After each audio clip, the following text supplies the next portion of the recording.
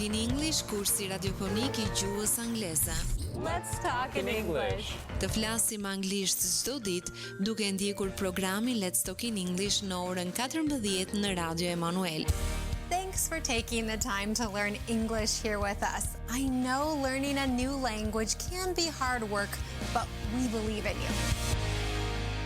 Situata plot humor, argëtim dhe informacion vinë në familjet tuaja përmes programit Let's Talk in English. Mësojmë rreth teknologjisë, artit, kulturës dhe fushave të ndryshme të jetës, duke ndjekur këtë kurs radiofonik të gjuhës angleze. Let's talk in English. 10 minutes every day. That's the way. Let's talk in English. Rikthehemi sërish në studio me njërën pas hapësirës së parë muzikore që startonte programin në ditën e sotme dhe në këto momente është bashkuar me mua e ftuara për sot Martina Cajku, e cila do të na prezantojë më tepër me veten, me pasionet që ajo ka dhe mbi të gjitha duke i referuar një ndër aventurave më të fundit që ajo ka realizuar së bashku me Korça Alpin, sikurse është ngjitja në mal. Së pari përshëndetje Martina, kënaqësi të jemi së bashku sot. Përshëndetje, faleminderit që më ftuan. Është një kënaqësi e madhe që të takosh të rinj si puna jote të cilët kanë talent, pasion për sa I përket natyrës, malit edhe shumë më tepër me gjithçka që ka të bëjë me to. Prandaj në ditën e sotme ne së bashku do të fokusohemi gjatë tek kjo temë, por përpara se të flasim për këtë aventurë më trego diçka shkurtimisht për veten tënde. Pra si që thate dhe ju, unë quhem Martina Cajku, jam gjimnaziste dhe jam shumë apasionuar pas sporteve, si që është alpinizmi, volejbolli, pas artit edhe muzikës. Unë I bie pianos dhe kam pasion këngën. Si është ta gjesh veten në kaq shumë gjëra? Është Dhe çfarë I lidh ato njëra me tjetrën? Malin, ecje në mal, muzikën, pianon. është fort e mrekullueshme të kesh njohuri nga fusha të ndryshme. Unë e ndjej veten shumë e fat edhe jam falënderuese e prindërve që më mundësojnë që të jem aktive kudo në çdo fushë. Dhe unë dua të vazhdoj përpara. Edhe besoj që patjetër prindrit janë gjithmonë aty duke të mbështetur edhe duke të inkurajuar për të provuar pse jo. Eksperienca nga më të ndryshmet në mënyrë që në të ardhmen ti të gjesh edhe veten tek diçka që do ta zhvillosh më tepër apo jo. Po, ata janë ndihma ime më e madhe. Si lindi dhe si nisi dashuria jote për malin apo edhe aventurat në natyrë? A ka pasur ndoshta një moment që të bëri të kuptosh që po, edhe ky është një ndër pasionet e mia? Dashuria për malin faktikisht ka lindur bashkë me mua. Jam rritur me atë frymën, jam edukuar me frymën e maleve, kur më tregonte gjyshja histori për rejnë tek atundit, burimet, luadhet, gjithçka. Babai, domethënë kur isha e vogël më merrte sa herë më nxirrte për peshkim, për kërpudha, bënim shtigje, çanim male. E kam të edukuar që në vegjëlik të lloj. Dhe unë do ta quaja më shumë edukatë për malin. Është një lloj formimi ndryshe, një edukatë që është Që patjetër vjen po, së pari prej familjes. Që vjen prej familjes. Edhe është unike. Është unike dhe të ngjall një emocion shumë të veçantë. Si është ti jesh kaq shumë në kontakt me natyrën që në moshë të hershme?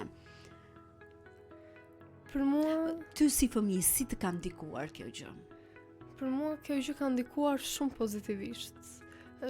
E ndjej natyrën si një pjesë time tani. Më pëlqen shumë të jem në kontakt me pemët, me ajrin, me atë aromen që bie bari pasi ka rënë vesë, me atë cicërimin e zogjve. Domethënë unë e gjej veten të lidhur ngushtë me këtë lloj habitati dhe më ka mësuar shumë për veten. Më ka mësuar që të jem rezistente, më ka mësuar të përballoj çdo sfidë të mundshme që më ka dalë para, të kaloj çdo pengesë, çdo vështirësi. Ka qenë diçka që ka qenë diçka në favorin tim. Patjetër, ti je ende e vogël, je në vit të parë në gjimnasë, por që të mendosh çfarë sfida, çfarë problemesh mund të has një adoleshent në moshën tënde, më vjen mirë për gjithçka që familja të ka përcjell në lidhje me dashurinë që duhet të kesh për natyrën. Nga ajo që unë di paraprakisht është se në fillim në një farë mënyrë kanë refuzuar për pjesëmarrje në ekspedita edhe për shkak të moshës. Prandaj më trego pak si e përjetove këtë dhe çfarë të bëri të vazhdoje edhe kishe këmbgulje për t'ju bashkuar grupeve të Korçalpin. Po tjetër. Tani duke parë dashurinë time të ejtur për male, mamaja vendosi të kontaktonte shoqatën e Korçalpin. Sado që ky veprim nuk ishte fort i mirëpritur nga ana ime. Sepse unë mendoja se do isha e aftë që të përballoja të bëja çdo malvet, domethënë të ngjitja çdo malvet bashkë me babain tim, por në pamundësi unë sot jam pjesë e shoqatës Korçalpin dhe dua të falenderoj profesor Eriseldin që më bëri antare të grupit, të këtij grupi të mrekullueshëm që unë e dua fort me zemër.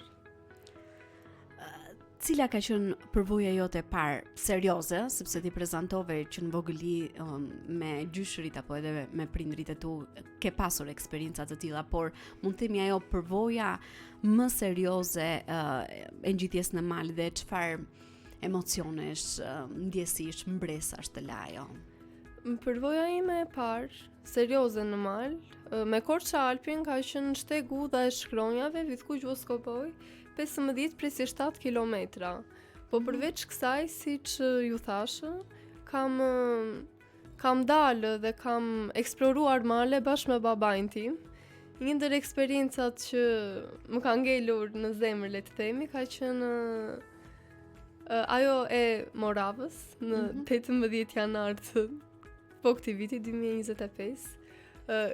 Kam kryer një sfidë fort sfiduese, domethënë ishte një sfidë shumë e vështirë. Rreth Çardakut, kur ngjitesh për në Çardak, janë disa oaze, por ato, duke qenë se ishte janar, ishin të ngrira, kishin zënë një shtresë të fortë akulli, dhe unë kam çar akullin, kam hyrë e gjitha, domethënë në ujë të ftohtë, brisk, akull, da imagjinoni, domethënë, e kam çar atë shtresën që kishte zënë oazi me akull dhe unë jam futur. Edhe aty kam ndentur rreth 1 minutë e gjysmë 2 dhe kam dalë.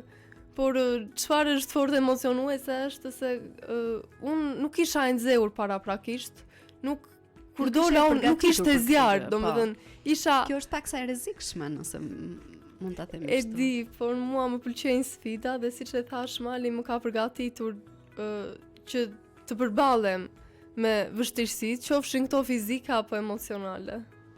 Më vjen mirë. Po më pas një tjetër përvojë që ju keni zhvilluar me Korçalpin, ngjitja në Ostrovit, si ka qenë kjo eksperiencë? Kjo ka qenë një eksperiencë e mrekullueshme. Ka qenë e vështirë, por jo e pamundur. Siç e thash, dhe ishte një emocion, përjetova një emocion unik, bashkë me grupin, ishim gjithmonë në kontakt, duke qeshur, duke biseduar. Ishte një ndër përvojat e mia më të bukura që kam kaluar në mal dhe shpresoj që të tilla do shtohen, do kemi në vazhdim. Edhe jam e sigurt që ke dëshirën edhe pasionin për t'ju bashkuar grupit edhe për të sfiduar mbi gjitha veten, për të provuar edhe eksperiencat të reja.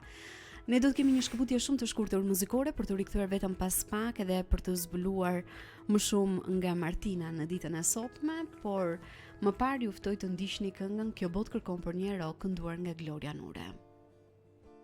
Kjo botë kërkon për një ero sot, por më të madhin njohim ne,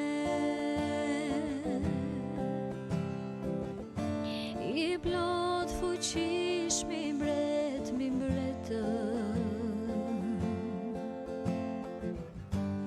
sondimtari kombeve,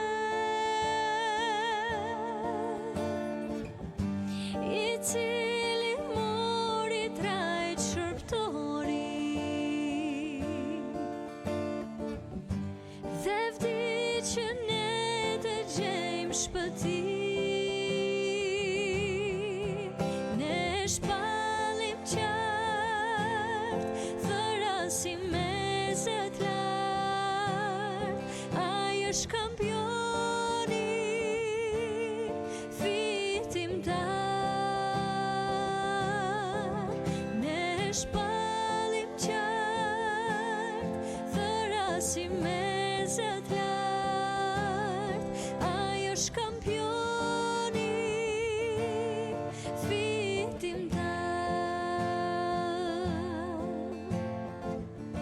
I plot fuqishmi është heroi. Nga zgjedhje vdekjes na çliroi. Me Jezusin e s'kemi frikë më.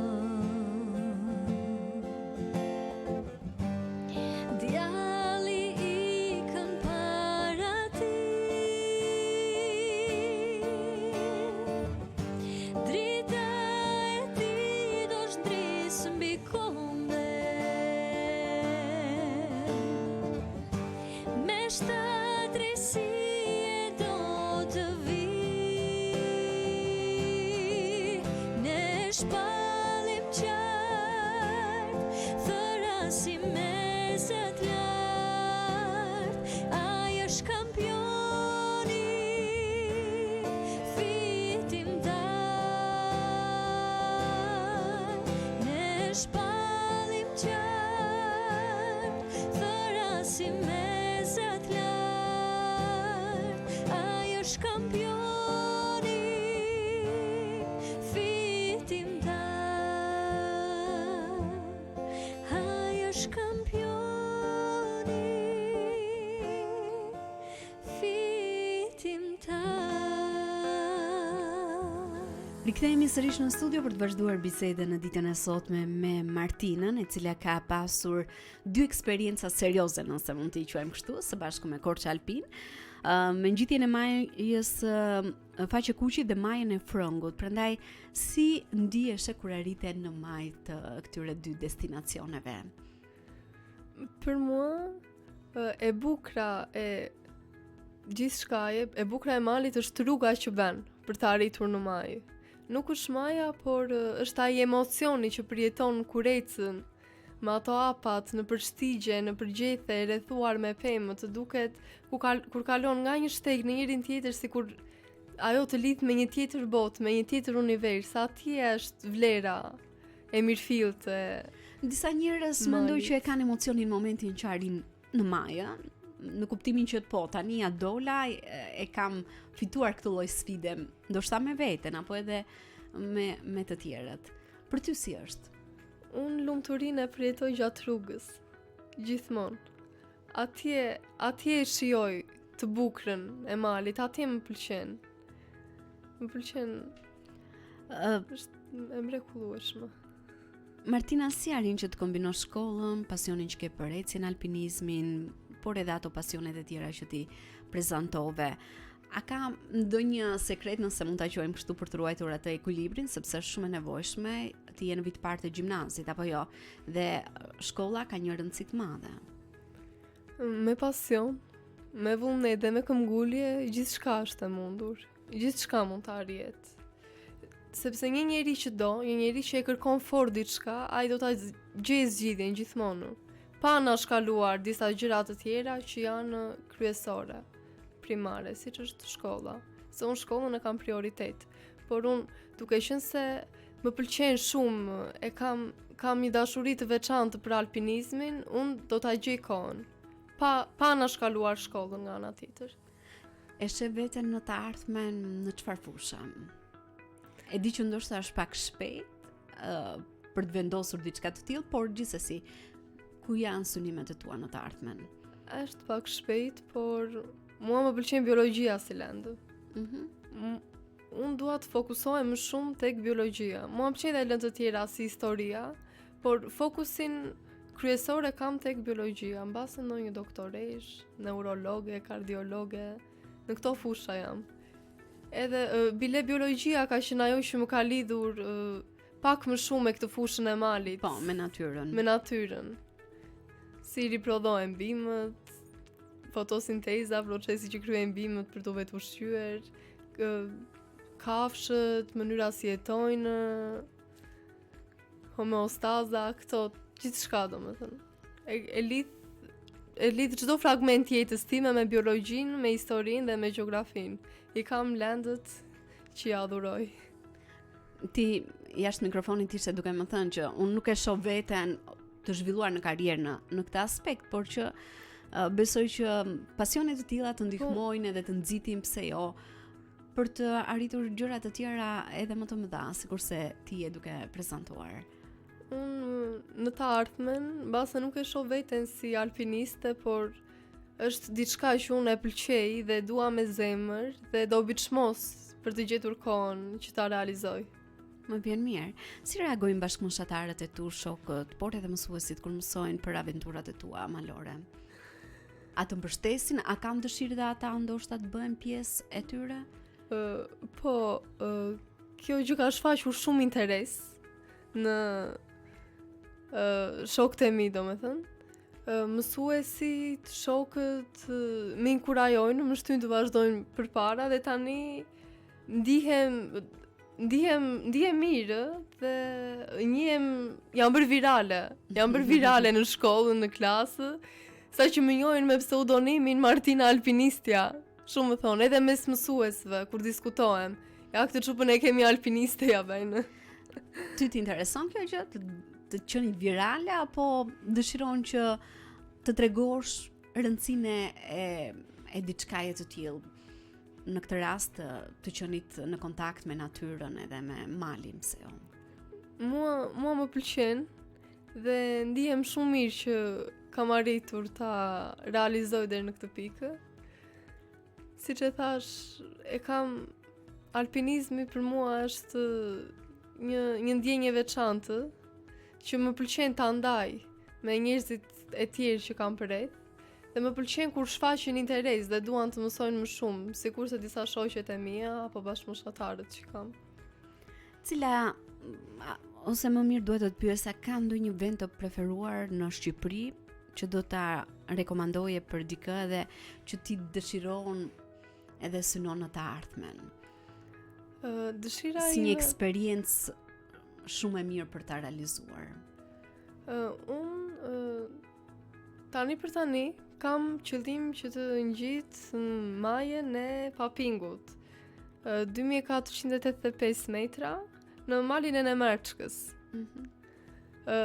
Kjo për mua është, domethënë, qëllimi tanishëm, po për fillestarë ose për njerëz që e provojnë për herë të parë malin, rekomandohen shtigje nën 12 kilometra.